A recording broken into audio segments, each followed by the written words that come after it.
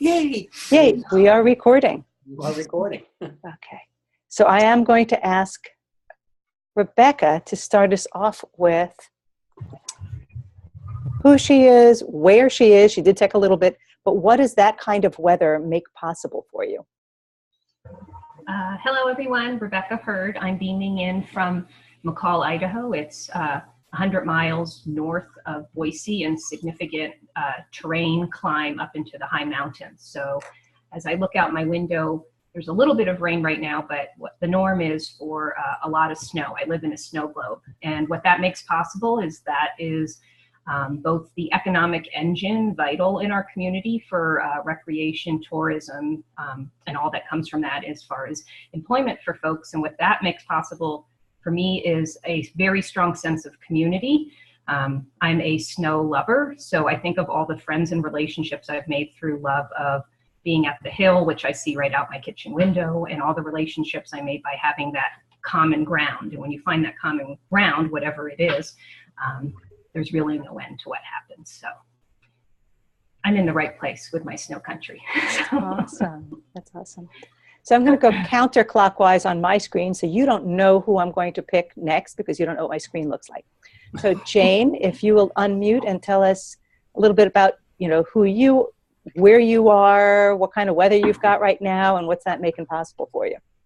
I'm Jane Garson, a leadership service provider in Toronto, Ontario, Canada. The other side of the border. I've been nervous about whether I'll be crossing a border anytime in the near future. Changing plans, perhaps.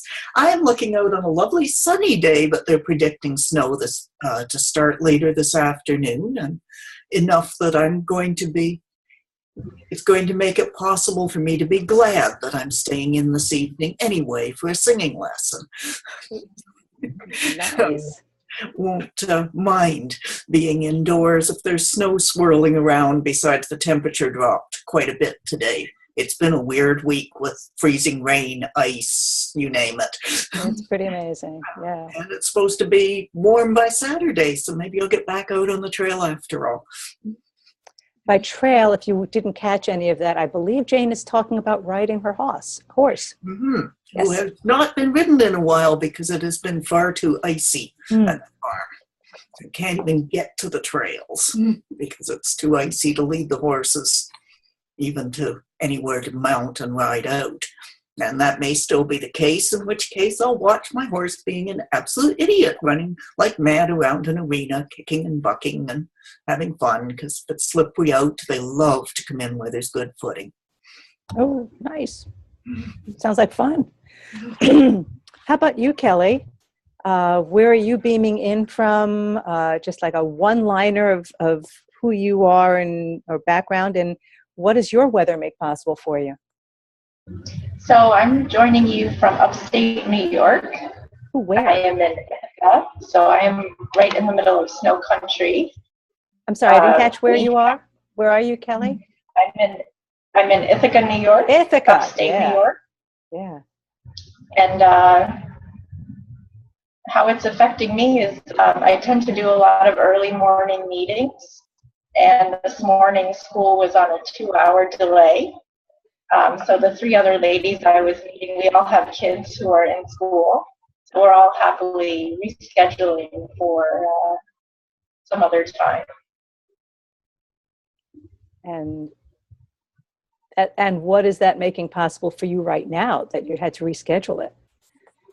Well, it's creating some time for me to join you all on this call. Yeah. That's awesome.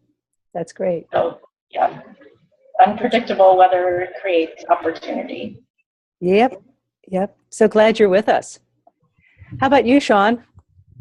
Shawn Stevens in Wilmington, Delaware. The weather in Delaware, it was an early morning snow, so that disrupted everybody's schedule because nobody never knows what to do when it starts out 3 o'clock in the morning, and whether they need to shut schools down and work schedules and meetings and stuff like that. So the advantage for me, though, is that it provided opportunity to catch up on information and research kinds of stuff related to the projects that I'm working on, rather than putting out fires and attending meetings and making phone calls. So that's always a good thing to get that research caught up on. Oh, that's great. That's good. And if I'm Susan Detweiler, and I am also in Wilmington, Delaware, where it snowed this morning. Yesterday it was 65 degrees, and today the high is going to be 38, and I believe that the high was this morning when it was snowing, or something like that, or it's going down. But while I work from home and a snow day doesn't really make much of a difference for me, and I don't have kids at home, the meeting that I had scheduled for 10 o'clock, I got told that, oh, we're all working from home today, so I'm not leaving my house. So can we reschedule? I said, sure, which gave me more time to, as Shawn said, catch up on reading. I have a whole folder of things that I call saved reading, which about 5 of the 25 articles actually have been read. So I'm kind of working my way through that. But I like thinking of what does a change in plan make possible. And I think that that's one of the things that Creating the Future has given me, the concept of here's where we are right now. What does this make possible, instead of looking backwards at what's wrong or what's bad about it? And yeah, you're going to vent and yell and scream or whatever about whatever the bad thing is. And then you say, okay, what does this make possible? So that's why I started out that way today, because our lives got changed depending on the weather, and everything makes us possible, makes different things possible. So for those of you who are watching the recording and not here, we miss you. When we post the video up on our blog, please write any comments in, and we'll respond and be part of the conversation that way. Throughout history, people have had conversations with people who have come before them by writing commentary on that, and other people write commentary up on that. So we want to continue that tradition of continuing to comment on each other's work and learn from each other. Creating the Future has talks about causality a lot. Every moment in time is caused by everything that came before it, and therefore this moment is part of what's creating our future. And if we look at what do we want to be the absolute best, if everything's 100% successful in our world, what does it look like? We stop and think, what conditions need to be in place for that to happen? And then we say, what preconditions have to be in place for that to happen? And what actions do we have to take in order to do it? And I'm saying this as a prelude to talking about where we are right now. So I'm sharing the screen.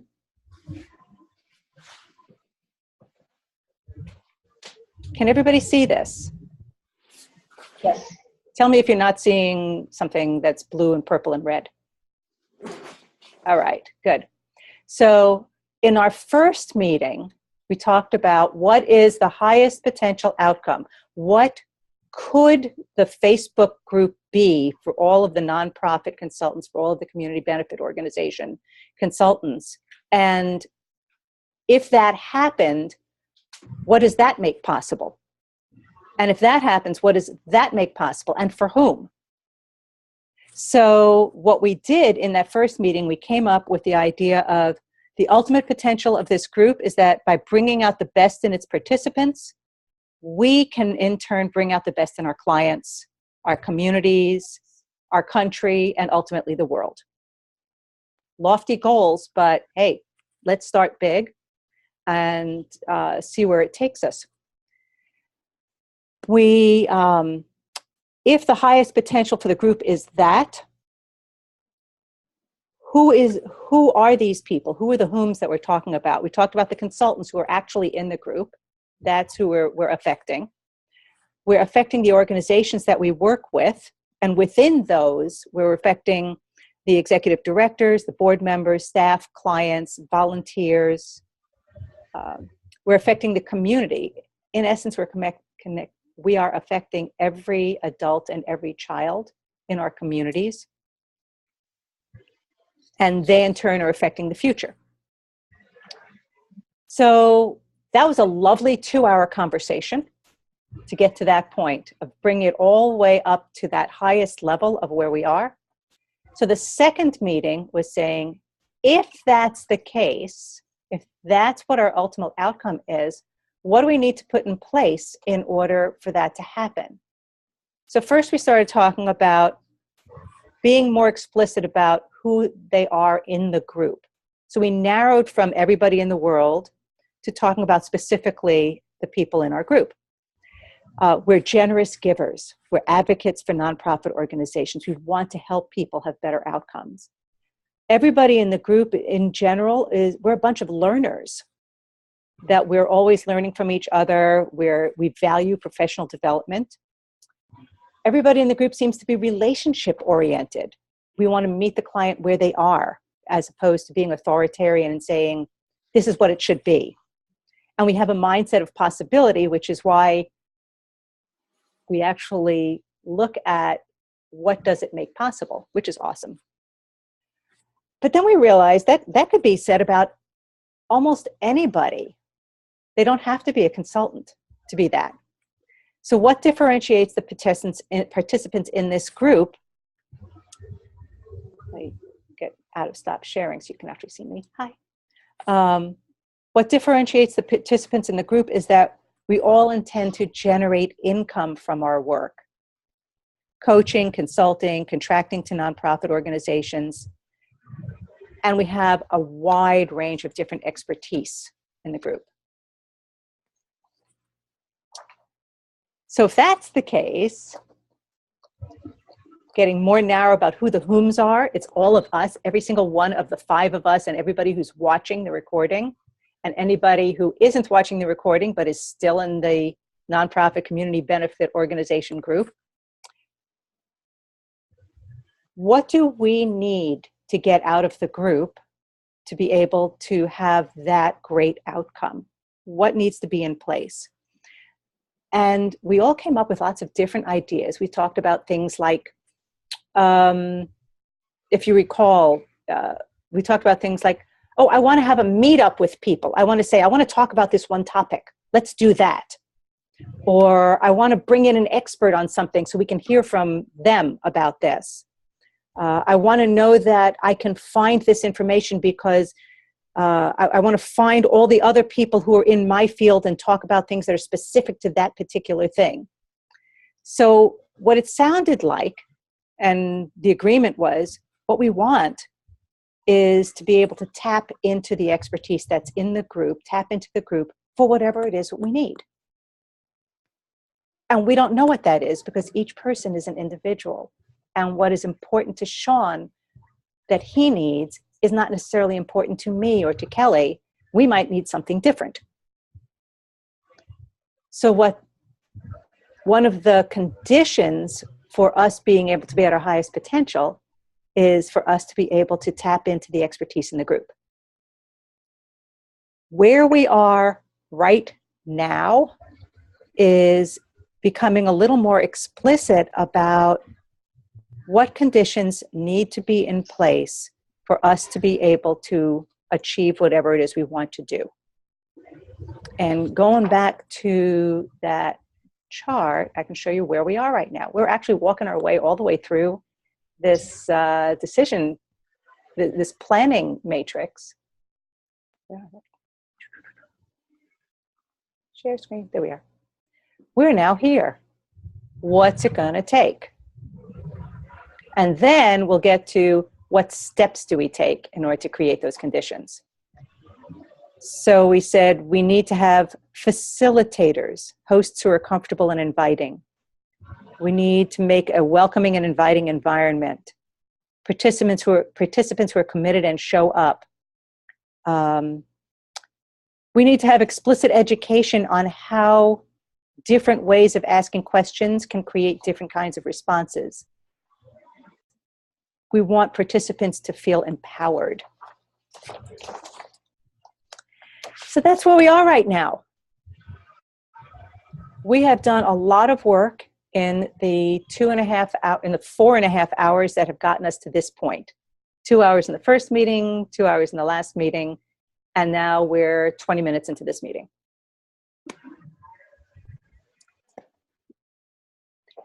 And I'm going to ask this question. If what we're looking for is participants to be empowered,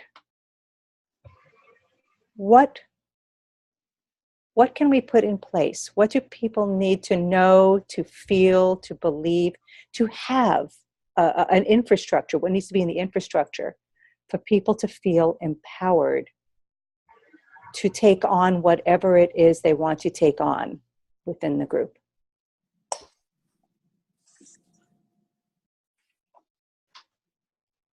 Hi, Bruce. Hi. Sorry to be late. Oh, you've missed a whole wonderful discussion. We're done. Good. My work here is finished. Bruce, just quickly, where are you calling in from? I am calling in from Hamilton, New Jersey, not far from Princeton, about halfway between New York and Philadelphia. And what kind of weather do you have, and what's that making possible for you today? We had about 5 inches of snow. It is heavier and wetter than average. And the reason I was late is I just spent 40 minutes and shoveled all of it, so by hand. I got snow here. You can come here too. Okay. Be right over. So where we are right now is the collective group, the 20 some odd people that have actually been in on all of these meetings, representing the 500 plus people in our group, have come up with the idea that we want to be able to tap into the strengths of the group, tap into each other's knowledge, tap into whatever it is we need. And the question at hand is, what will make it possible for people to tap into the knowledge and expertise of the group?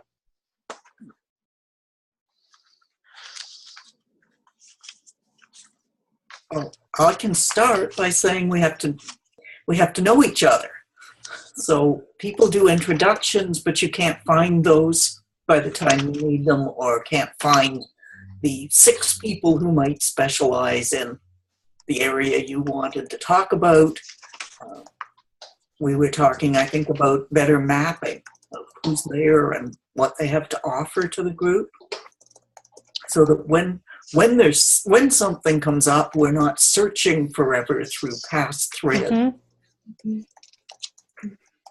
That one, I think Jane was right where we start, is it's always about the relationships and never about the thing. And to that point of, we understand the power of a tool for Facebook in what it offers for groups, can be organizing and finding stuff like people interested in like things, but then to build on that of what does it mean to be in this group all together?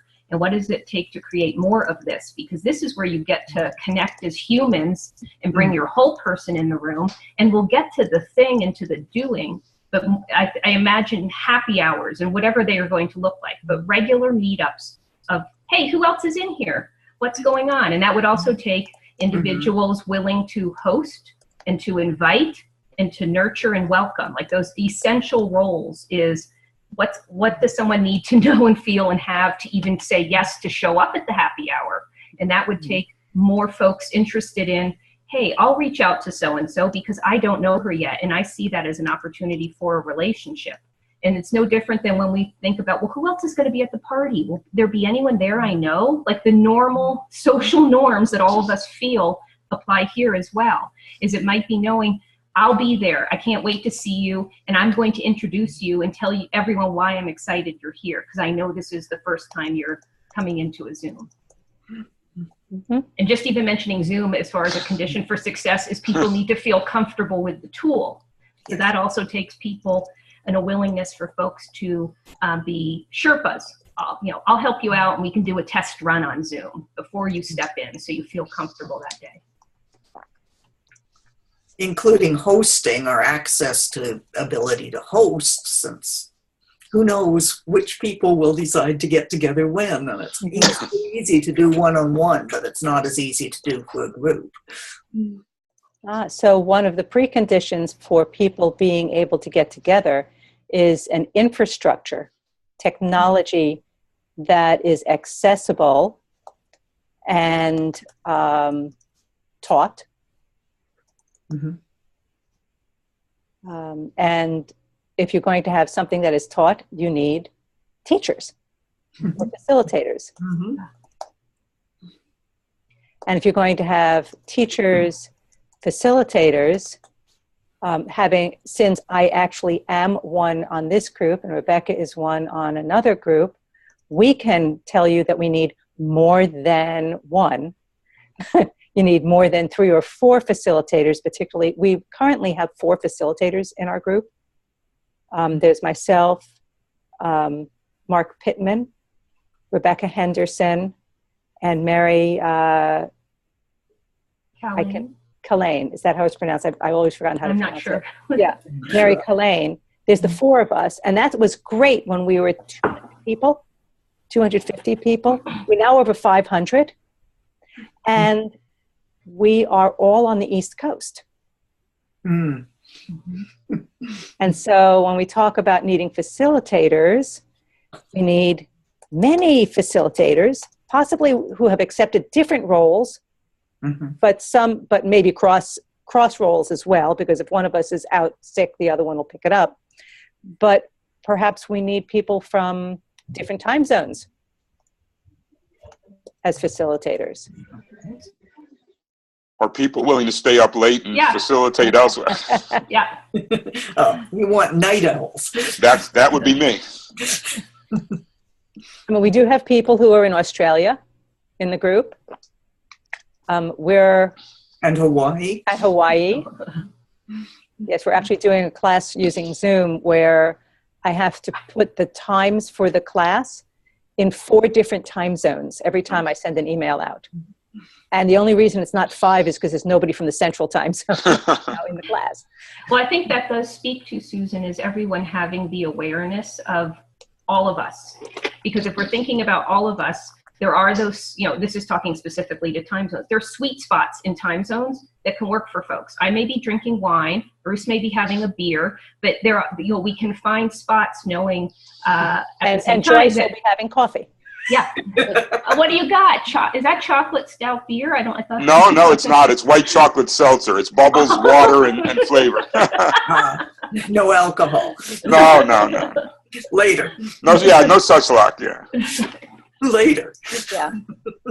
So everyone has an awareness of whom we all are. So that as we plan and do things together, we don't inadvertently leave people out because we're not acknowledging that or it's completely inadvertent that we're leaving people out.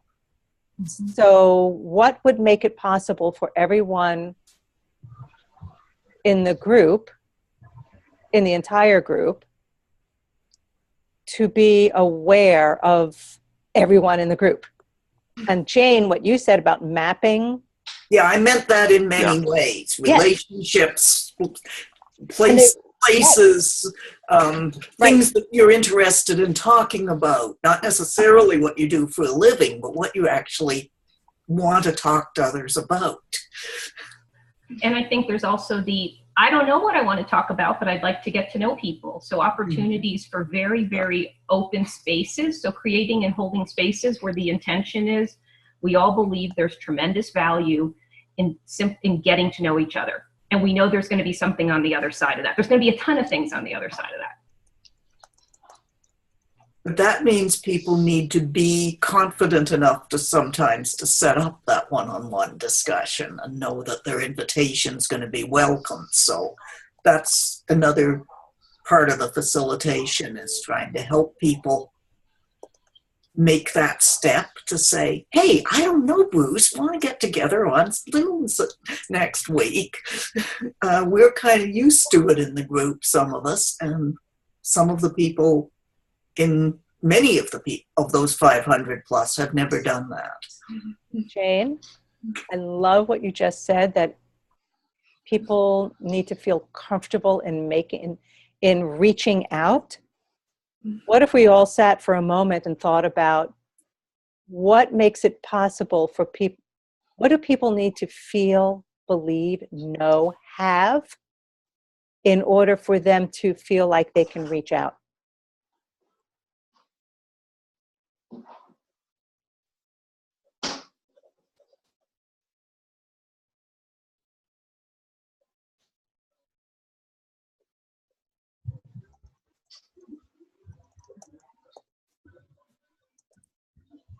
I think the feeling of I'm willing to try something new, because that could be something very new for an individual, and that there's a whole spectrum of what looks comfortable to me may not look comfortable to Kelly. So also knowing that there's a myriad of ways that you can participate, and we still honor and delight in the quiet thinker who's in this group. So it's not get on the on-ramp, everyone, but it's continuing to offer so many different ways for people to participate, knowing that lots of people are reading and gobbling up stuff, and we may not even know you're here. So it's continuing to honor quiet thinkers as well as those who are like the all-you-can-eat smorgasbord folks. Yeah. And I think one of the maybe two of the fundamental things are a feeling of safety. People have to feel that they're not going to be attacked, critiqued, judged, that their ideas will be heard and respected. There can be respectful disagreement and dialogue, and I hope there will be, because that's how you generate novelty and change. But in the beginning, I think if we want people, particularly those uncomfortable with this kind of thing, they have to feel welcome, they have to feel safe and respected. I think there's also a mindset that goes along with it in terms of participating in a group such as this, and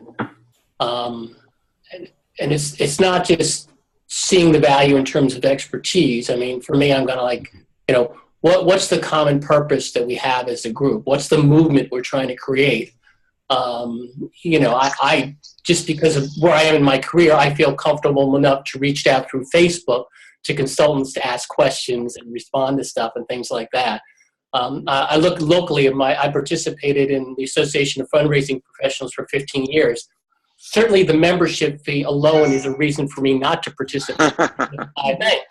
But because of the nature of Delaware and the close contact with individuals, that networking opportunity, that there's a whole bunch of stuff that I get out of that, and that I take it upon myself. I have found, as I've interviewed people and brought younger people along, not everybody feels this automatic attraction to being part of a group. And so I think that, making sure that through Facebook and through these kinds of web contacts, are we tapping into enough reasons for individuals to participate? I mean, I'll be honest, I like the fact there's a group out there that has expertise that I can tap into. But I'm also looking at this group, what is it that our purpose is? And I hope we have some shared values about how to move communities forward in stuff, not just individuals, but communities. And so, to the extent that I feel that that's something we're looking upon as a profession of consultants and human services and other organizations, I think, are we tapping into enough reasons? And I suggest that expertise is one, but I don't think that that's necessarily even the primary focus. I think it's just one of the focus areas. I think, I saw a couple of nods there. Jane, Rebecca, I saw some nods there, and Bruce. If one of you wants to elaborate on what Shawn said. Yeah, I mean, what I was thinking as I listened to Shawn is, who are the people that we would like to reach to? Who are our ideal or desired customers, to use that word broadly, or participants? And not customers in a transactional business sense, but who are the participants people in the group? Yes, who Okay. are the people that we would like to participate in this effort? And we've heard in these other comments, Shawn's and Rebecca's, People may have different personalities and styles, and they may know different kinds of things and may be willing and able to do different things in different ways. So what are the channels and what are the technologies and what are the ways that they would like to be available to them? So can we offer things in the ways that would make it possible for the greatest number of folks to find their way into this, to find their way to others of similar interest or novel interest and knowledge that they might want to acquire? Can we build those bridges for them to cross and come in?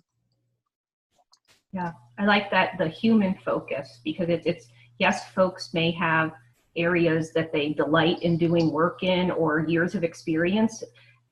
Though if that language comes forward, we are not modeling the values of the whole person and honoring a whole person in the room. So that even sets the tone for the convenings or conversations of, it's about everyone. This is just for grant writers. What could be possible if? What's on the other side of grant writing? Like what do awesome communities look like, and how are grants and support? Like the language that we use will be huge because it will set the tone. So if we're going to structure things as job titles, that's reinforcing the message that I think many don't believe in. Yes, there could be topical areas, but the invitation to all is so essential in the intentionality in the language we use, knowing that many folks do work outside of systems, maybe coming in as a consultant. This is your system. You are co-creating this and co-leading this group together is a different dynamic that may be very new to folks and feel a little like, you still have all the assumptions in your head that you're not even realizing. And I think that some of that, we are so conditioned that to think that, to automatically respond that if we're in a group that we perceive as being, this is a professional group, that when people ask you about yourself, we talk about our work. I loved what Rebecca did this morning when I said, what does this snow make possible? And she started talking about her community. And I love that. And Jane, you did some of that as well when you were talking about, going out and watching your horse playing in the snow. Whereas honestly, I came back and said, just like, Shawn did, what it makes possible is more professional reading as opposed to sleeping in. I'd like to talk more about what Shawn said on values, because usually when I'm dealing with groups, that's one of the early conversations is, have we articulated values? Do we have the same understanding of what we mean by some of the values? I don't think we've ever had that conversation. I don't know if we've had it in the larger group, Jane, but our very first meeting talked about who are we, and we talked about how we are people who know that we are affecting not just ourselves and the organizations that we work for, but through them we are building a better world. Oh, absolutely. I was there, but what do we mean by better? Each of us may have a very different definition of what better looks like. Okay. And I'm not sure that we could come to that kind of agreement here. It's very helpful to know, to have the kind of community where we can talk about it and sometimes talk to people whose values, who define a better world differently than I might, is part of the benefit sometimes of being in this group, is to learn the reasons for thinking differently, what it means if you define better this way and that way. Well, how does that affect the work that we do, and how does it affect our relationships with each other? We still need to be respectful, to regard each other as whole human beings, even if we might disagree on one aspect, like how education gets delivered. So Jane and everybody, if a member of our group wanted to have that conversation, what can we put in place? What do we need? What conditions will set us up? And by conditions, it's not solely how people feel, but actually infrastructural things as well, because having these conversations is wonderful. What can we put in place in terms of infrastructure so that we can actually make that conversation possible? What can we put in place so that, as Rebecca said, an invitation can go out to the entire group that says, we are going to be talking about the granting process. We'd love anybody to join us. You're welcome, because we're looking at the granting process as it might affect communities in general, or something like that. But what can we put in place so that any member of our group can tap into the collective wisdom and experience and beings of anybody else in the group? Because right now, we've got a fabulous group. We've got a community, which is absolutely awesome. And every so often, somebody will post something that says, I've been around here I've been reading everything for a long time, and this is the first time I'm posting. And they might have been a member for 4 years, and they're finally feeling like they can step into this. And somebody else I'll talk to, I was just talking to somebody who said, I love everything that goes on in the group, but I subcontract to somebody who's also a member of the group, and I'm sometimes afraid to post about a different project that I'm working on that's not for them. So we're seeing people from that whole spectrum. What can we put in place that allows anybody to step forward and tap into the wisdom of the group? I think one of the biggest assets we have is this is a program of creating the future. We have catalytic thinking practices and basically it's about how does a group want to be when we be together. And if we are focused on bringing out the best in each other, ourselves, the world, any situation we have as a consultant or otherwise, there is a repeatable framework, questions we can ask that become the rhythm and the tone where relationships are embedded in every conversation. Because guess what? Check-ins, awesomes, stories, there's such deep intentionality in that. Closing every meeting with reflection builds community. So we have a framework, a gorgeous approach that will bring out the best in everyone, no matter what the conversation is. And it's also the guide for, what would Kelly need if she does want to start X, whatever X is. So it's the same framework that would guide us in ensuring we have covered all the human-focused conditions to get the result Kelly wants to see. Because it gets back to what is meaningful and comfortable for everyone to step into. And I guess I would take it beyond. I mean, Jane came up with some really good questions before, and Rebecca, identified. We said that this whole catalytic process is about the right questions, how to put that into action. And, maybe one way to put that into action is we have a lot of questions, through Facebook on very procedural, mechanical, job-related things, about grants and stuff like that. But maybe it's somebody leading a discussion for a sustained period of time, 1 week, or I don't know, and that discussion is, you said, what makes a good community? Imagine that is just an open-ended question. Yes. But one person's designated to sustain that for a week, respond to people, keep it going. I'm always amazed when I'm teaching a course and we use discussion boards, how there's a certain cluster of students that will maintain discussions long after I want to cease giving them corrections. So I think there's, it's those questions, what are the questions we want to ask, for that catalytic thinking, and really sustaining that. And I don't know what the magical time period is. It seems like, sustaining a discussion for a week before moving on to something may be a good way to start. And identifying individuals who want to lead that discussion for weeks so that they're pushing people and things like that. What would it take to have that sustained conversation? I think, Shawn, you actually articulated one of them, is 1 or 2 people who take on the job of the role of facilitator of that conversation. I don't know if you've noticed that the facilitators in this group and in the other group that is a function of creating the future, anybody who posts something gets a response. it may be a response saying, I don't know the answer to that. Maybe so-and-so does, but every single person who posts anything gets a response. That's one of the jobs that we've taken on as facilitators. So it does take people to do it.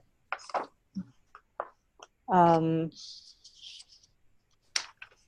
think there's a real opportunity as far as what people need to feel comfortable if we want to model and share catalytic thinking, that there's an opportunity to have a live program, a Zoom or whatever around you, because people, there's different levels of understanding of catalytic thinking. So a session and multiple sessions, whatever it's going to take to get more and more people who want to participate in live conversations, understanding catalytic thinking, like an overview of what it is. It's already infused into everything that's been going on in this space. And I know we speak of that. That's why you feel this way in this group, because there's intention in the practices of Susan and the other facilitators, but really elevate it to, so what is catalytic thinking? And then knowing that whoever comes into the room, juicy relationships are going to happen, because we're all going to start by hearing each other's stories. Then we're going to maybe dig into content, and we're going to close with reflection. So it becomes kind of a rhythm and a pattern that will feel familiar over time, no matter the topic that people are stepping into. And I love that, Rebecca. One of the reasons I shared the screen with what that pattern looks like is to illustrate that we're actually doing all of that. We are doing that. We started out with the whole idea is, what are we aiming for whom, and then travel down from the for whom's into the participants in the group. And from there, what do we need to put in place for us as participants in the group? And now we're getting actually into the very tactical things of that we will be able to take actions to create. And I love, Rebecca, that you brought up having explicit conversations about catalytic thinking and the processes and why the group feels the way it does. And that answers to one of the conditions you mentioned earlier about people having more knowledge about how to ask different types of questions. Yeah, I'm calling that pulling back the curtain on why it works. Yeah. Mm-hmm. And then it's in such a way that it's individuals can take, experiment, model, bring this into their life, to their kitchen table tonight. What is it I can practice with? How can that consultant conversation go differently? And then come back to the group and share. Here's what I've been playing with. Here's what I've been noticing. So it takes the conversation and puts it on steroids when people are playing with catalytic thinking. And that's pulling back the curtain on things that are actually happening right now, because several people have commented on, I love the questions that I get. When I pose a question, I love the questions I get. Or your questions always make me think. And occasionally people who are new to the group are taken aback by the questions that they get when they post something. Yeah, they didn't expect answers. They expected answers instead of the depths of the questions. Whereas if we're explicit about the fact that we use these questions, the fact that we use these questions and why we use these questions, that it's part of the catalytic thing, that it's part of creating the future, that can make it more comfortable for people to understand why they're getting those responses when they first post something. Being explicit about it. And then to see in the group their success. Look what that question made possible, and all the stuff that came out of that by somebody asking something as simple as, Bruce, can you tell us more about what you're thinking here, instead of just hammering off ideas and advice. So if it works in here in this safe and nurturing group, what will it take for me to feel comfortable to play with that question out there, wherever my there is? So it also gives you real-time learning to, it's not magic. Look what happened when something as simple as tell me more was asked to that thread. versus immediately telling the person what to do when we knew we didn't have the whole context to their story.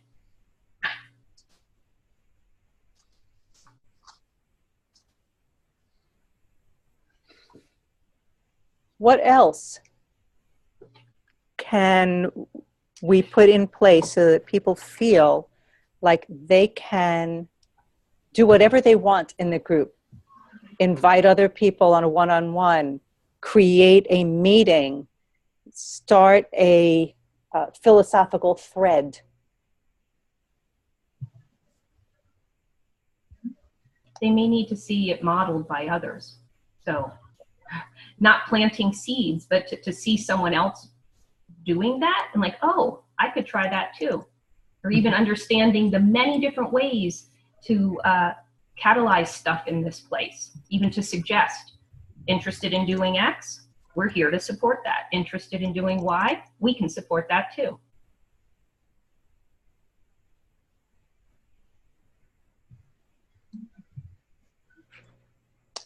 I'd love to know what Kelly's thinking. She's paying such rapt attention. Can you share anything about what you're thinking, Kelly? Yeah, I'm probably the newest one to the group, it feels like, just in the last month or so. I'm so glad you're here, Kelly, because this group is for people who are new as well as people who've been around, the legacy members. We need the fresh eyes. Just been talking jargon or making assumptions. And I feel like I've been following the group. You know, I'm not reading every single post, but it seems pretty friendly and welcoming. And I think, you know, people will post things when they feel ready to.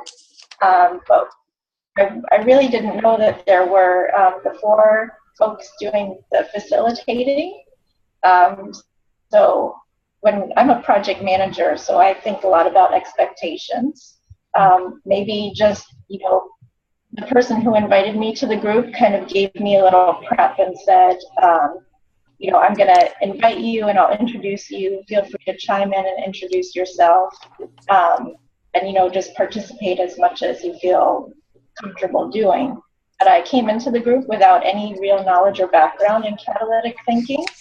So I feel that part of my hesitation of doing more posts is I'm not exactly sure what the expectation is around the questioning. There are a lot of things that I would like to ask of this group, but are there certain questions or certain lines of inquiry that you prefer to focus on? So I'll give you an example. I'm going to be in New York City at the end of the month. I would like to know who else in this group works in New York City, and I'd be happy to invite people to meet up for coffee on the days that I'm down there. Yes. Awesome. That is awesome, and it's something that we've definitely seen people do in the group. It happens, and I'm saying, giving you the answer right now, but then we're going to use that to figure out, as a new person, what would have made it possible for you to feel like you could put that out to the group. But the answer, Kelly, is yes. If you want to post that and say, I'm going to be in New York on these X couple of days, anybody want to meet up? Definitely the kind of thing that goes on. And also, if people are going to conferences, I'm going to XYZ conference, anybody else going to be there? You know, let me know. We'll meet up. And in the files, there actually is a list of members of the community who have put themselves up there with where they are and what their specialties are, and it's searchable. Okay. Where Not everybody does it. It's in the file folders. It's in the files on the top when you're on Facebook. It's searchable, but we don't make a point of letting everybody know it's there and what it's called. And therein, Jane, is one of our conditions. Yes. Preconditions for success is it maybe needs to be right in the about, or a pin, or a mention of a link to it in the about. Yeah, I mean the link to it. Files about people It's been one of the huge benefits, Kelly, of this group is that anytime you're traveling or going to a conference, it's likely that you'll find somebody from the group, and then it's wonderful, and we get hugs. Kelly, I want to thank you for raising expectations, because I think it's huge. And how often in life are we not given the roadmap? And what could be possible if we had the roadmap of here's what you can expect, and at the same time, we have all the systems and infrastructure in place to meet those expectations, like how whoever invited you to the group, but we know that isn't always the situation that happens for everyone, but they told you, here's what's going to happen. I'm going to introduce you, you'll share your story. So what systems need to be in place that no matter how someone or when someone joins, or even someone who's been in there for 2 years and isn't quite sure what's going on, of understanding what the group is all about and your expectations also of there is no permission, in the sense of, do I have permission, where we've often lived in systems where we feel like I don't have permission to do that or ask that. But how do we elevate the language and intentionality of the group there to share, here's what you can expect when you join. People may be contacting you because they want to get to know you. Just even giving a list of things that you'll be hearing from other humans, because the group is all about bringing people together, but also noting it's whatever you feel comfortable. So you're not obligated to, it's not like we're nurturing you to more engagement. It's whatever engagement looks like for each person. But having that right out there for folks to know, here's what you can expect. Here are lots of different ways to participate, links to great handy files and resources that already exist. And that sounds like it needs to be a file that new people get told about. And in my music hobby group, anybody coming to one of the Phil conventions for the first time, there's usually a newbie page that says, here's kind of how the weekend's going to be and what you can expect. And it's a yes and it's that that resource and a human. And that comes back to more folks. I'm so glad, Kelly, you did have a buddy who brought you in and explained some of what you can expect. And you can't always explain everything up front, or you can overwhelm people and drive them away. So you have to figure out how to best do that. And Kelly, your experience of not knowing what I can ask is not unusual. It's definitely not unusual. And I wonder how many people we don't know experienced that. I know of a few others who experienced it, and now Kelly, but how many others that are brought into the group don't know that? So I'm really glad that you're here reminding us of this. And let's be honest, there are some things that you need permission for. If we're going to brag about our business, there's a Friday brag basket. You don't do it the rest of the week. A new person's not going to know that. And changing language on that, Jane, it feels like we need permission for it, but those guidelines actually grew out of the members of the group. And we use those as guidelines. And I think one of the things about creating the future is that rules are not imposed. They grow out of the agreements that are made by the people who are in the group. Yeah, I'm just talking about sharing them with new people. Yes, absolutely, Jane. That whole idea of making sure that what these guidelines are and the rationale behind them. Yeah. Pull back the curtain. Pull back the curtain, as you know. And I don't know if you've noticed that many, many times when the people who open the brag basket, and by the way, anybody can open the brag basket. It doesn't have to be one of the facilitators. Many times it's not the facilitator. But when a facilitator puts it up, usually there is at least 1 or 2 sentences that says, in order to keep this a non-self-promotion zone, we don't talk about ourselves during the week except in this one thread. So that creates that gives an explanation for it. So I love where this is going, is that we pull back the curtain on why it works and how it works, and how people can step into taking on something, taking on a role. I'm thinking from Kelly, it makes me think about lunch buddies. You know, when you have to go to the lunchroom and you don't know anyone, it's sure great to have a lunch buddy.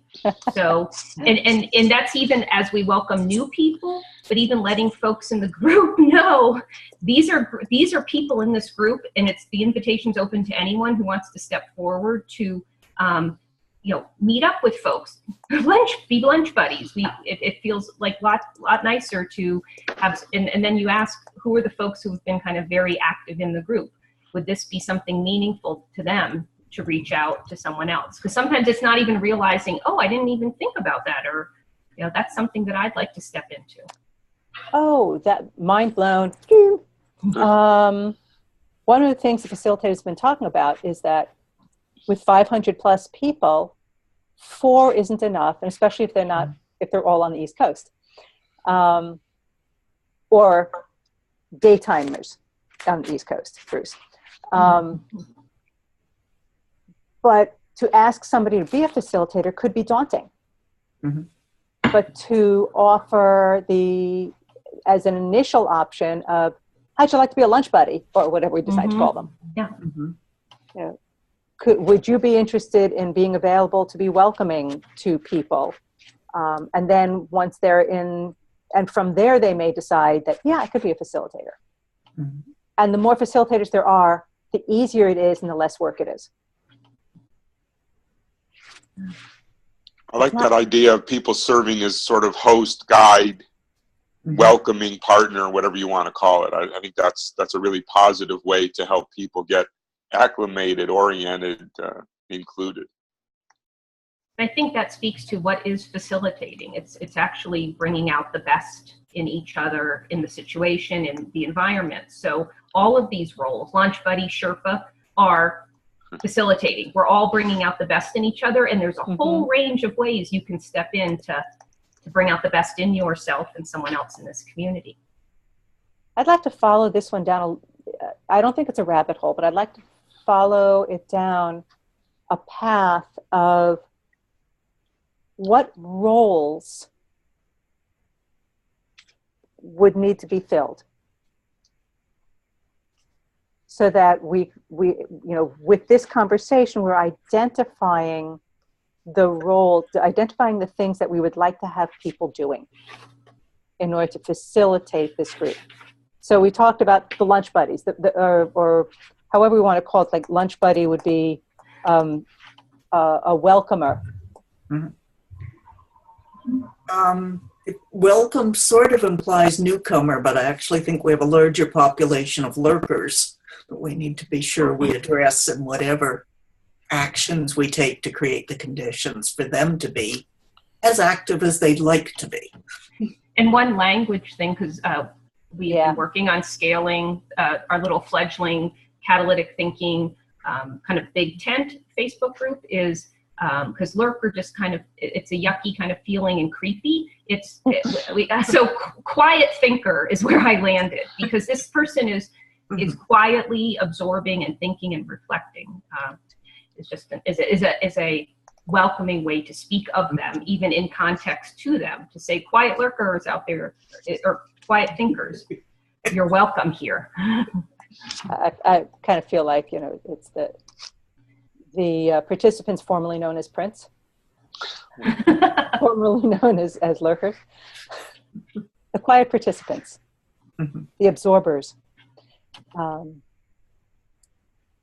What other roles?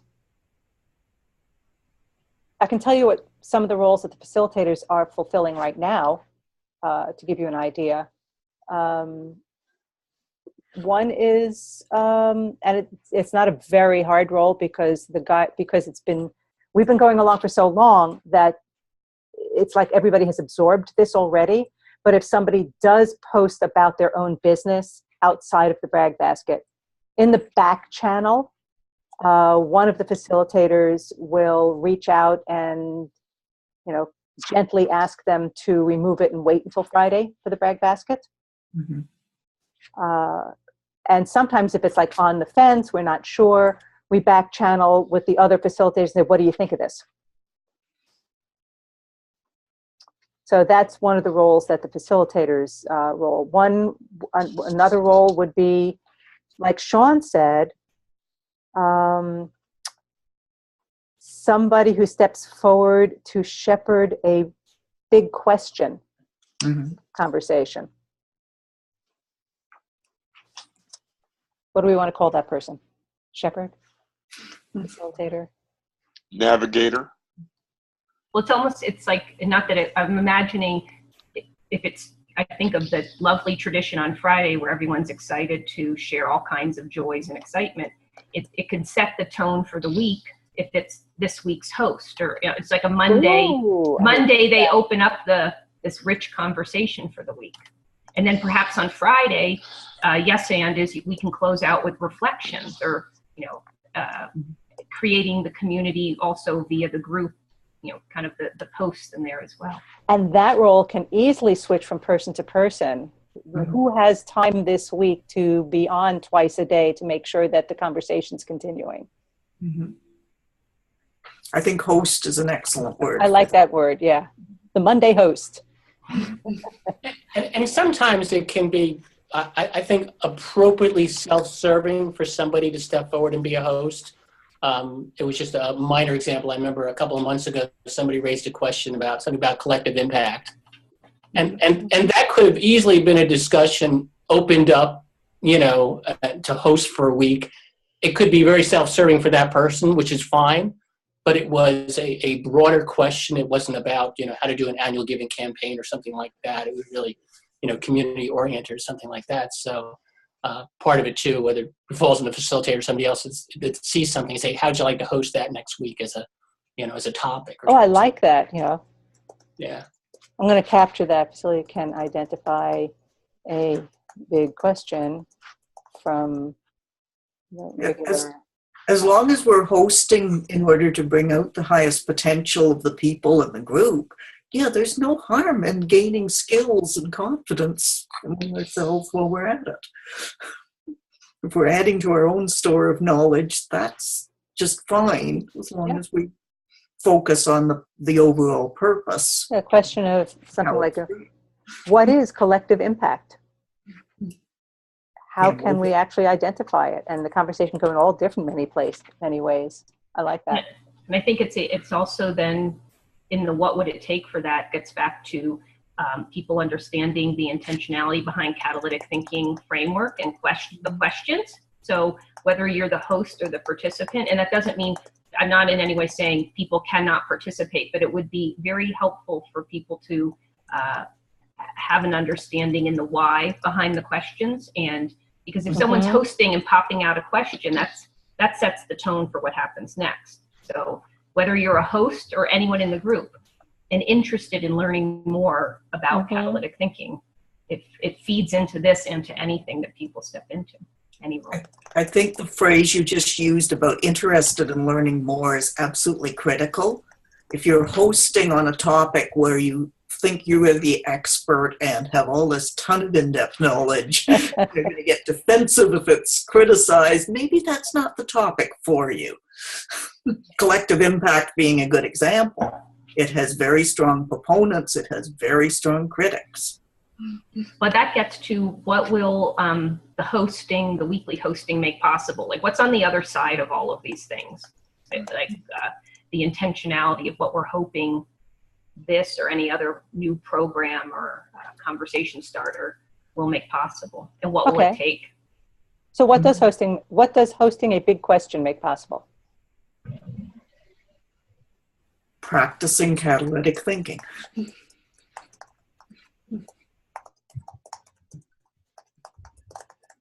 That's one. Helping to catalyze thinking for other people and allow new stuff to emerge by way of experience.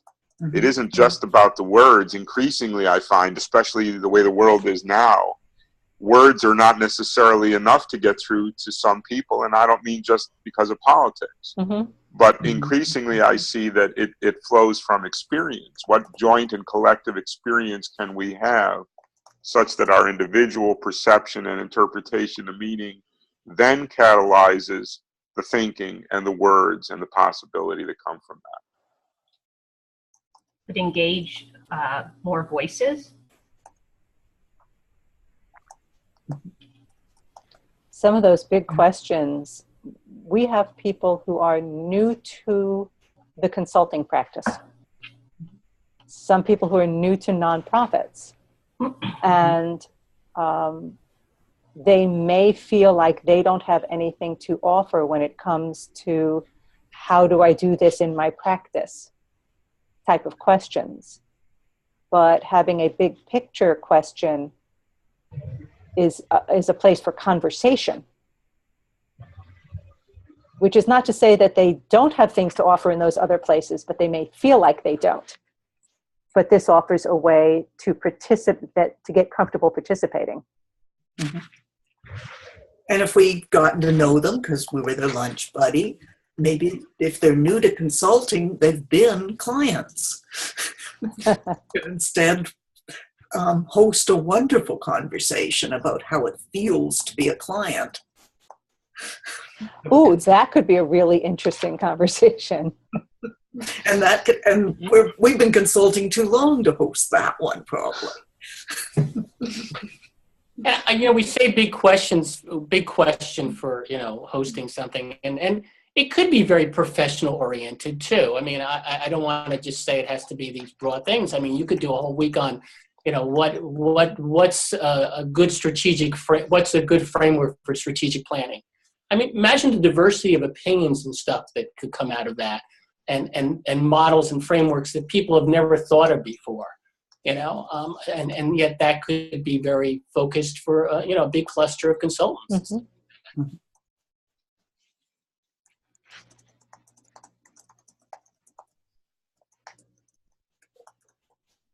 I'm going to pull a Bob Dole on that one. It depends. But then the question is, depends on what? But I like that because those, you could do a whole week on what's a good model for strategic planning. And it could be, and it could also be a good question for something like what we're doing right now, a conversation. Right. Mm-hmm. And then people can even share their screen and say, for example, here's a model that I used, and learn from each other. Oh, I would hope that something like, that was a good model because of this group or these conditions. This might be another good model for this group.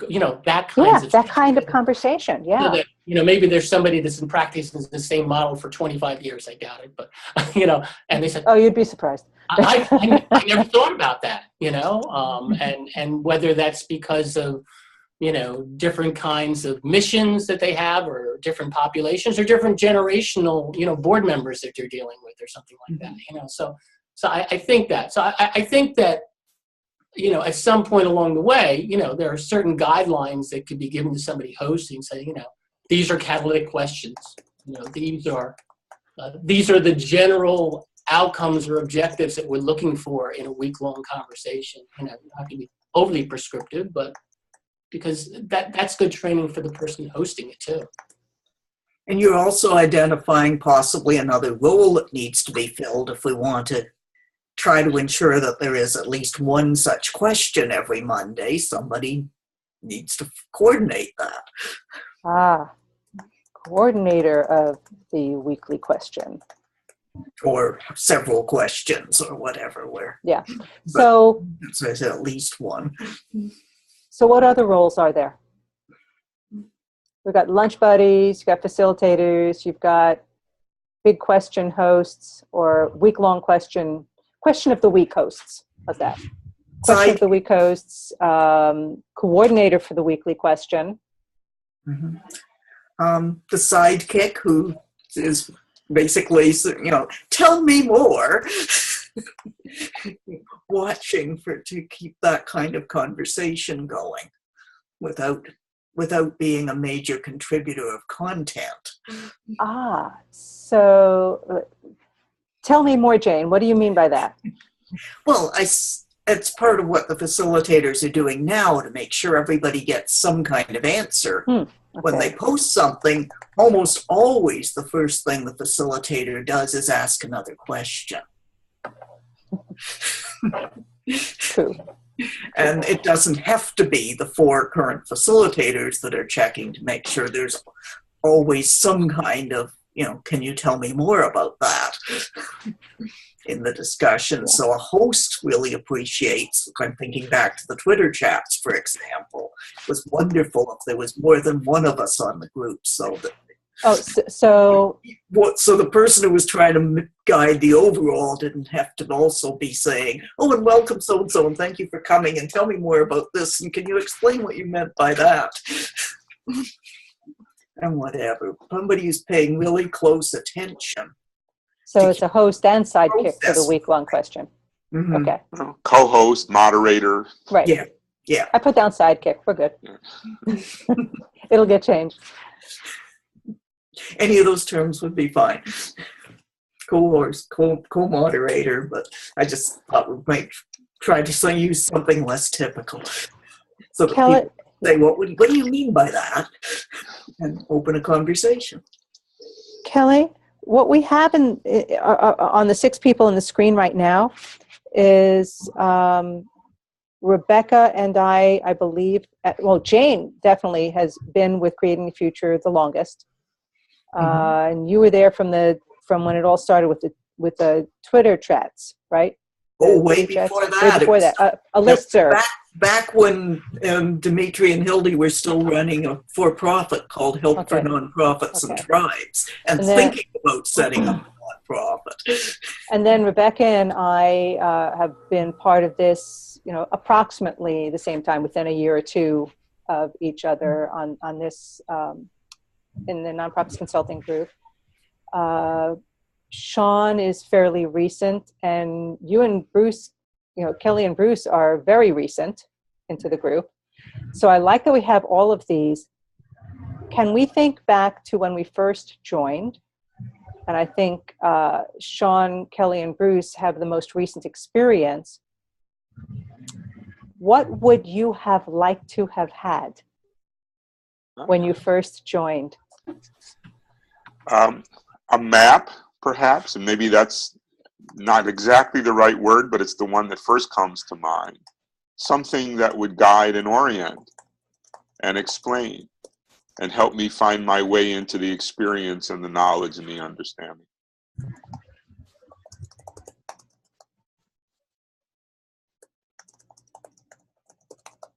And a lunch buddy would be good too.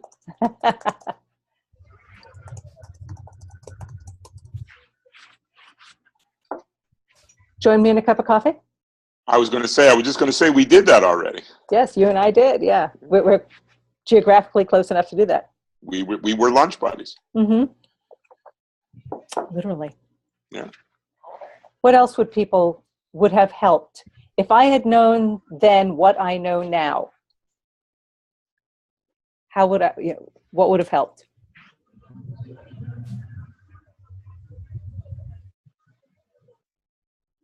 Kelly, I can kind of see your mind going.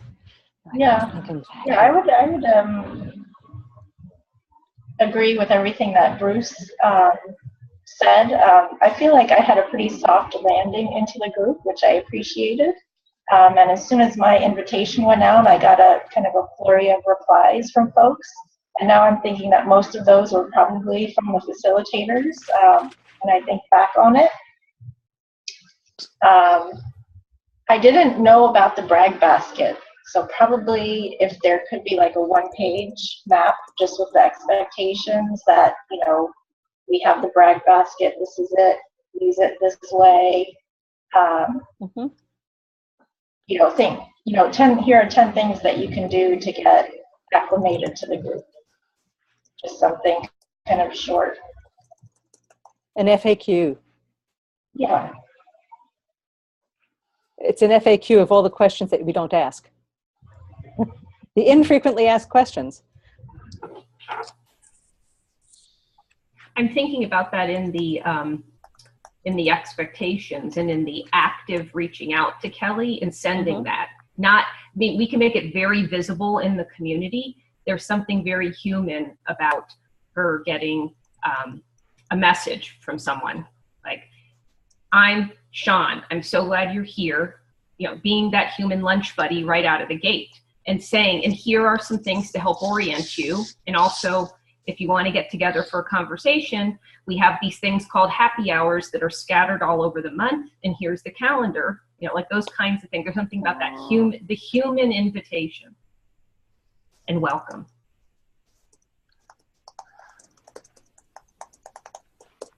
I love that. I love that. You know, so if I invite Janet Unger into the group, she gets a message from Bruce saying, "Hi, Janet. So glad you're joining us. I've attached something that'll help you get acclimated. And how would you like to to join us for one of these happy hours? We'd love to see you there." That would be awesome. Mm-hmm. Especially if it's coming from somebody who is not the person who first invited you into the group. Yeah, there's a whole team of lunch buddies. Whole team of a team of welcomers. Speaking of happy hours, have we got a role identified for party? The event planner. I think Happy hour host. I think there is something in there though around this being active distributed leadership, because it will not, it's not like, how often is the norm that it falls on one human Bless you. to have to be in charge of all the logistics. There, you know, if you're stepping into a space, we will provide the infrastructure and tools. And I think then there's also a tech resources team, like some folks who are pretty skilled at the different platforms for convening.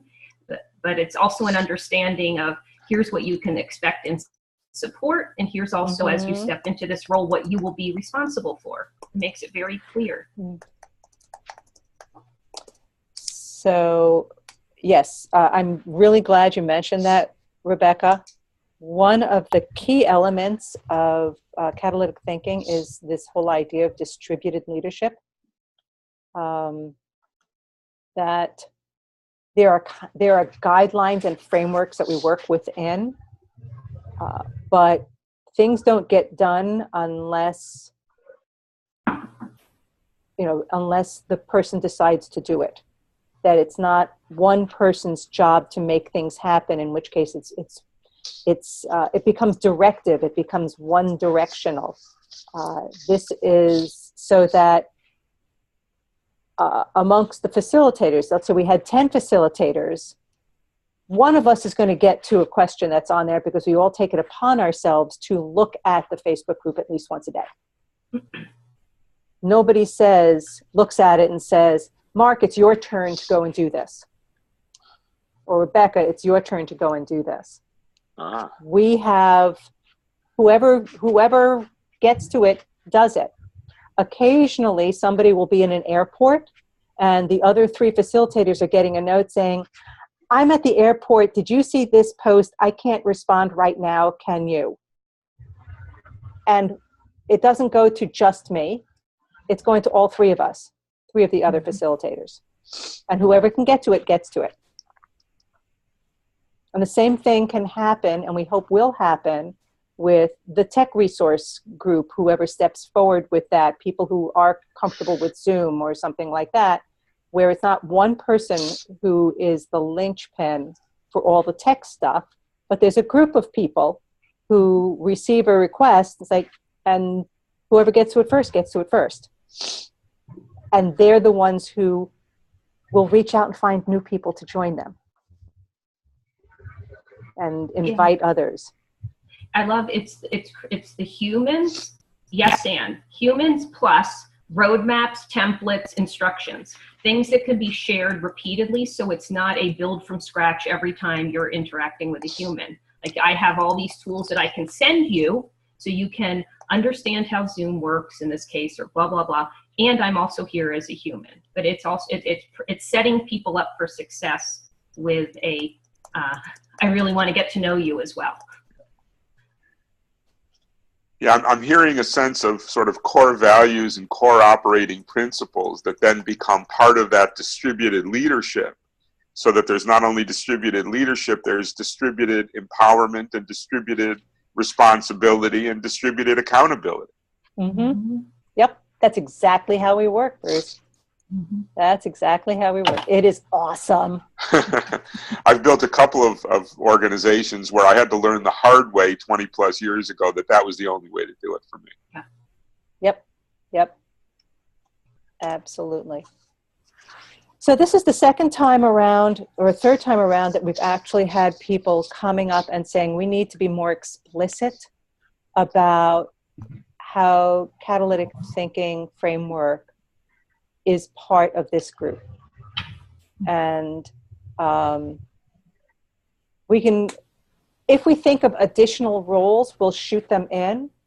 But let's take the next few minutes before we start on to reflections of how can we be more explicit? What can we put in place that makes it more explicit about the catalytic framework and the way we work? The guidelines are one, operating principles.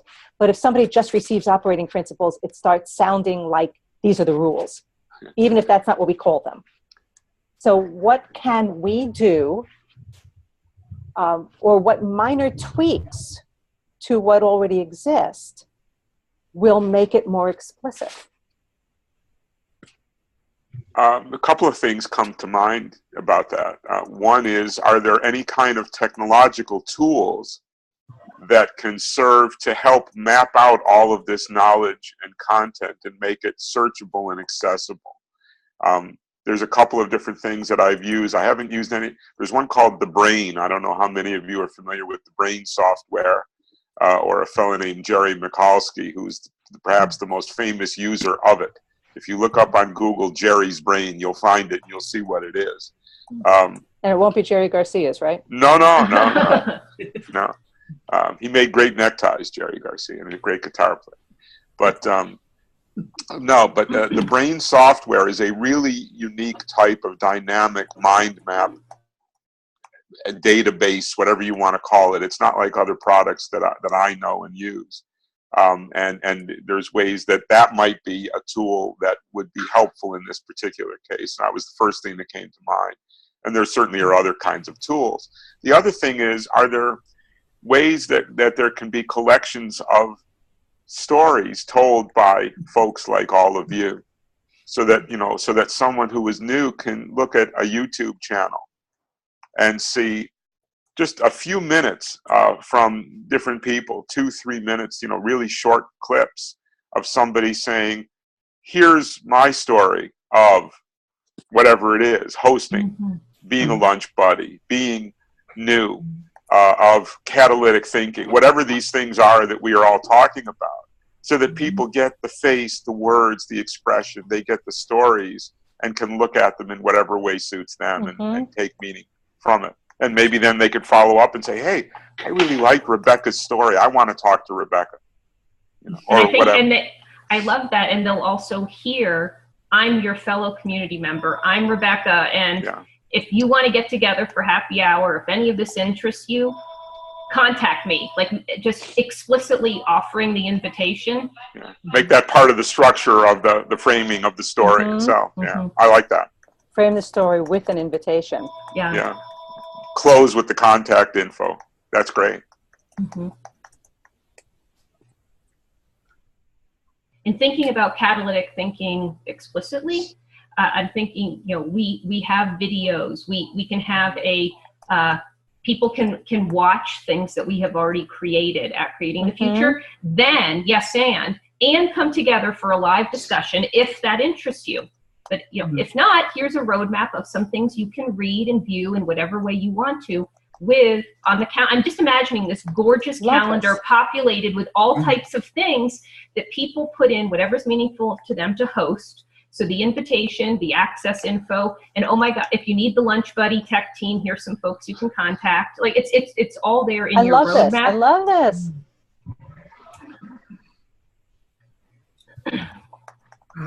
I love that too. A really interactive calendar would be. And being very explicit, knowing words mean different things to people. So when we say happy hour, we also tell them, here's what you can expect. The intent is to get to know each other. Show up with whatever you happen to be drinking at that time, no different than when we think about what happy hours are all about. That's Supply exactly your what we're own doing. drinks. Yeah. So. And it occurs to me we've got another rule. If people were to do such short videos, somebody needs to actually collect those into And facilitate them. Yep. If we want a video that has Someone half a dozen people telling little stories put together, because people will only do so many things. Someone to collect and edit. coordinate and edit the little videos. And that gets to the bigger repository of things that have been shared even historically is a curator and archivist in a sense, because there's lots of learnings, and yes, there's the search function on Facebook, but it's almost like a yes and going forward. What are the ways we can curate assets and resources and humans in a way that people can roadmap into that? Okay. Anything else on that kind of thing? Because I have a question that brought up. Go for it. What would it take to what would it take? What conditions need to be in place for people to self-identify and step forward for these roles?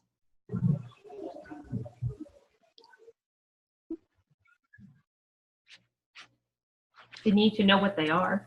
Yeah. Clear invitation. Clear expectation. Yeah. Yeah. How much time estimate it might be, and how often, and whether it's time limited or ongoing.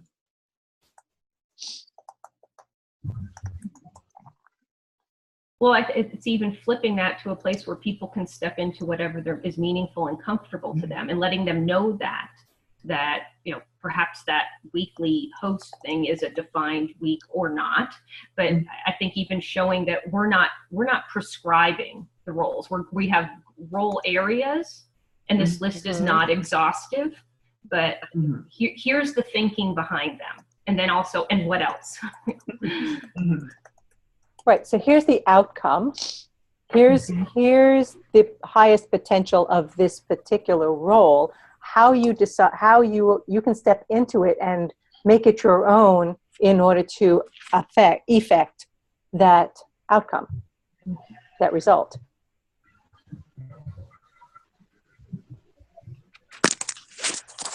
And I see that Bruce put into the chat the links to the brain, so I have to remember to save the chat because that's where all my notes are. Anything else that it would take for people to self-identify that, hey, yeah, I want to try stepping into that role?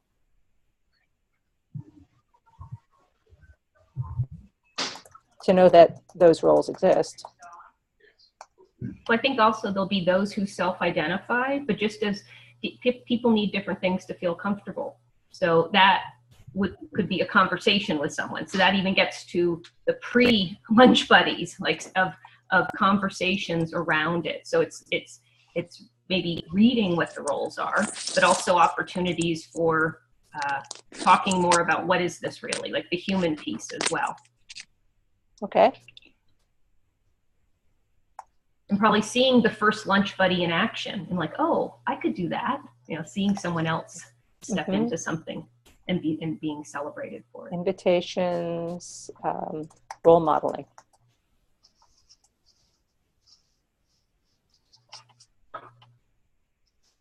Mentoring. Has everybody seen that video of how important the first follower is? It's a video of a concert on this great big lawn, and nobody's dancing. It's this concert, and somebody gets up and starts like just dancing wildly and completely abandoned, and everybody's looking at him like, he's crazy. And then somebody follows him and starts dancing with him. alongside him. And then all of a sudden, everybody's dancing. So it's the importance of that first follower to model that it's okay to do it. Yeah, that's a really good video. And it helps that he's an absolutely terrible dancer. And Oh, yeah. Oh, it's awful. It is awful. Once It they is get- awful. Yeah. And there's And I- something about being very human and humane and saying, hey, I'm trying out being the host this week for the first time, saying that. Or, hey, I'm new at the lunch buddy thing, so can we figure this thing out together? Just Mhm. That would be a good thing to model. Yes, being explicit about being new at something. I'm trying this. This is a beta for me. Mhm.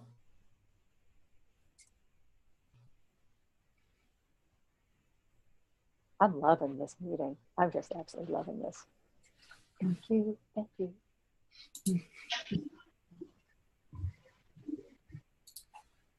I don't think you have a lot of people out there that are shy about doing things. I think that, something simple like hosting a week-long discussion, I think people will step forward.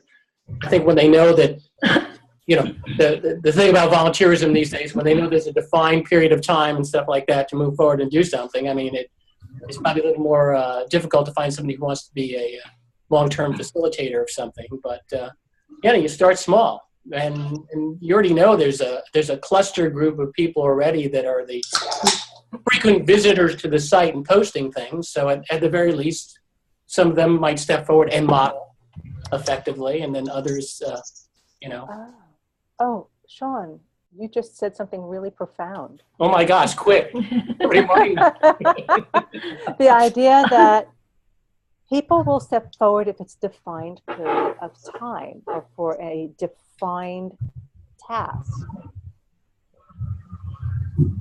What if we invited people to be co-facilitators? I mean, there's 4 of us already for a month or 2. Mhm.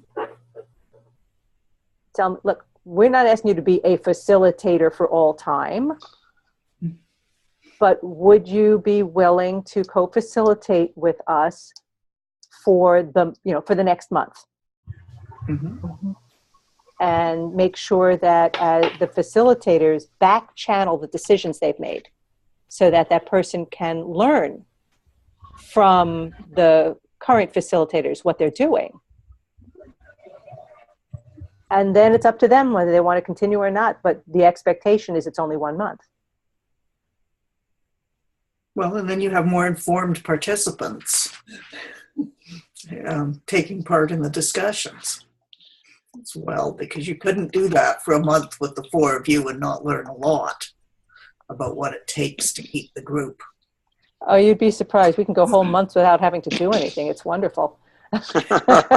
Because the group has created such a culture within itself, a set of behaviors that are modeled unconsciously by everybody in the group, that people who are new to the group just absorb it in many ways, or they don't step into anything because they're afraid of breaking rules.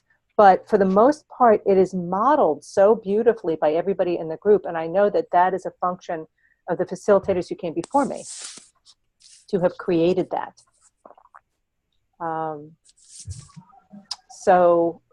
But to find a facilitator for a month to help us out with no expectation of it being a continuous thing. Nothing lost. But that was great. That was great, Shawn. Love the brain explosions. By the way, I'm not looking to define another role here, and this is a role. This is a role perhaps that that's really much better at Facebook. A number of times you brought up people about that seem to be nice to know. You're breaking up, Shawn. A little assessment or information about what members want or need and stuff like that. And I understand there's some kind of polling feature within Facebook that can be used to do things like that. So that might be a way to just poll people at various points about interests in different topics or features on the on the Facebook site or even on the website or things like that. Like I said, I'm not an expert in utilizing that. I just know it exists. It might be good to even send a message out to the membership. Who's really good at Facebook and polling? Would you be interested in helping us to do some polls about different information about? Sure.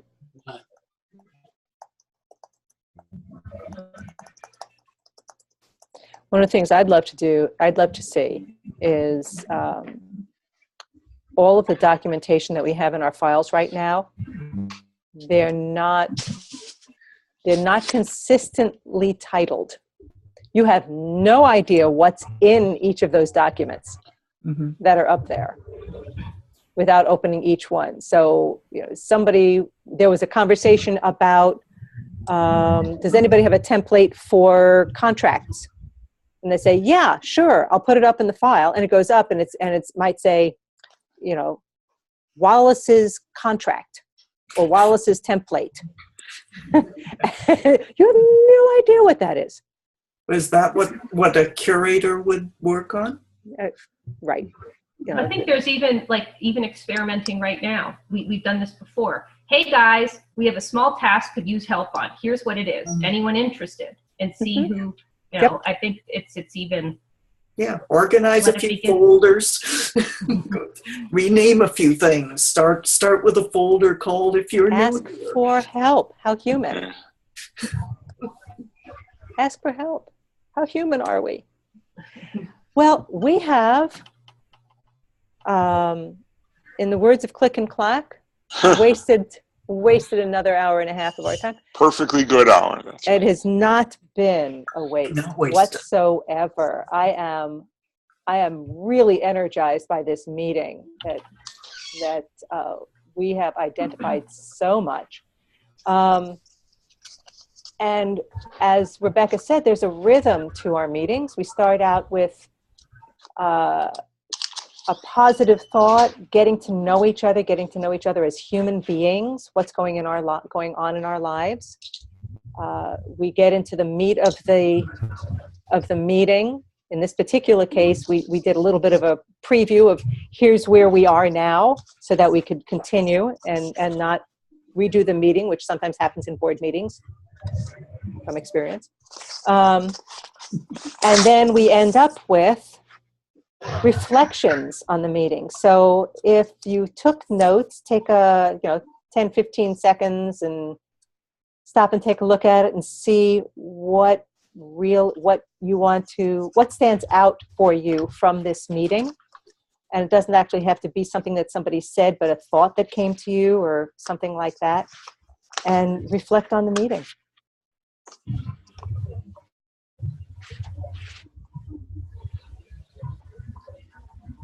I'm also reflecting on the garbage cans that are blowing around my house. They said we're supposed to have 50-mile-an-hour winds this afternoon. And fortunately, I know my garbage cans are empty, but they're blowing around. Of course, if they're empty, that's why they're blowing around. They're not anchored.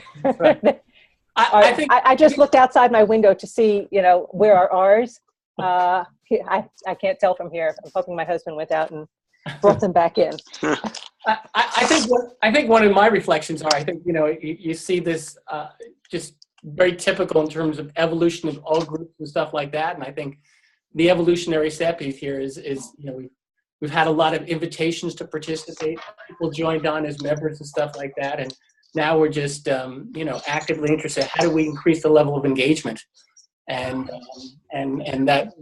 that really means going beyond just invitation, but what can we do to really, get them to come through the door and say, I want to participate in some concrete way. And that's, as long as we keep that challenge before us, we can keep brainstorming and identify simple ways, and hopefully that will expand. But as I said, I think identifying activities and then modeling them, I think is certainly a great first step.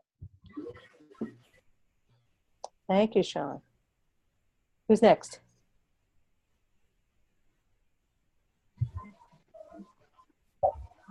I'll go. I feel much more engaged with this group after today, so I'm really glad that the invitation was put out there to join the call. And I can tell you, I'm much more likely to be posting, starting posts, adding my own questions, as well as, being more responsive to some posts that are already out there. So thank you for the opportunity. Oh, we're so glad that you joined us also, because I'm hoping you do post about being in New York and wanting to meet up too. It's great to have you participate. I'm looking forward to having you participate in more. It's awesome. Awesome. Great. Who's next?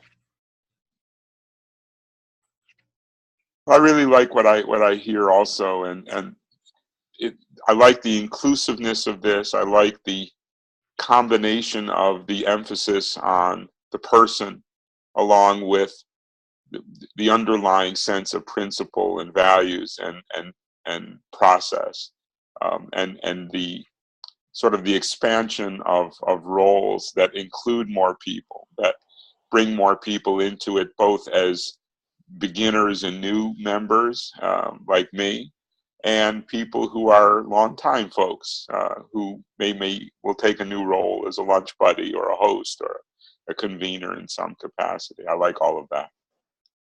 Awesome. Great. I guess my main reflection has been how valuable it's been to have newer people talk about their recent experiences and how it made them feel when they joined the group, and what might be holding them back from being as engaged as they'd like to be if we haven't made things clear what's possible and how the highest potential of the group applies to them too. What would give you the highest potential? I think it's great that we've heard some new information on that today. I love Rebecca's simplifying the rhythm of the meetings. This is a message that doesn't require people to have read books. There's a simple rhythm to the meetings and when you get used to that idea, then the details kind of come out from that. But as a starting point, that's a really wonderful message to just say, use this rhythm, even when you're talking to your new lunch buddy. And you also, Rebecca, talked about the importance of saying, and what else, if we list some roles. I don't want to lose the idea that people can come in with a creative idea on how they'd like to contribute, or how the group could be even better for them. Many of you know I'm part of an online creative group as well that spends much of February talking to each other and never gets together like this because people are too busy trying to write 14 songs in 28 days and listen to everybody's songs and comment on everybody's songs. Well, not everybody's. There's already about 3,800 songs posted since February 1st.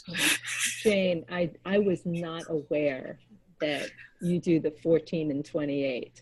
I've never made it to 14. It really doesn't matter as long as you get a few songs out of it otherwise done. That sounds so intense. But everything is positive. The two people that started it just said, hey, this is a constructive community. Keep your comments positive. And every comments page reminds people of that. And they all are. That's right. But it's what brings people together is the effort it takes to be creative. And I hope we can keep finding ways to be creative here. As each person joins, they change all of it. Yep. The group changes to accommodate each new voice and each new face.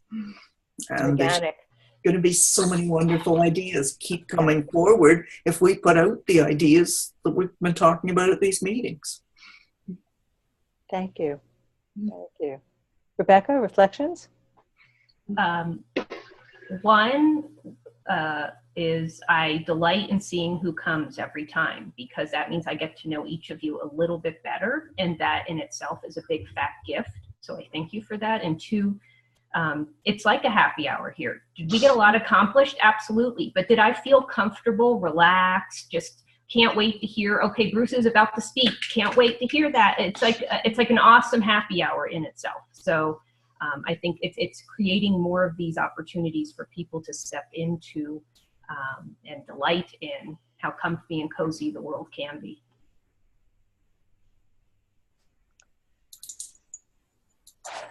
Thank you.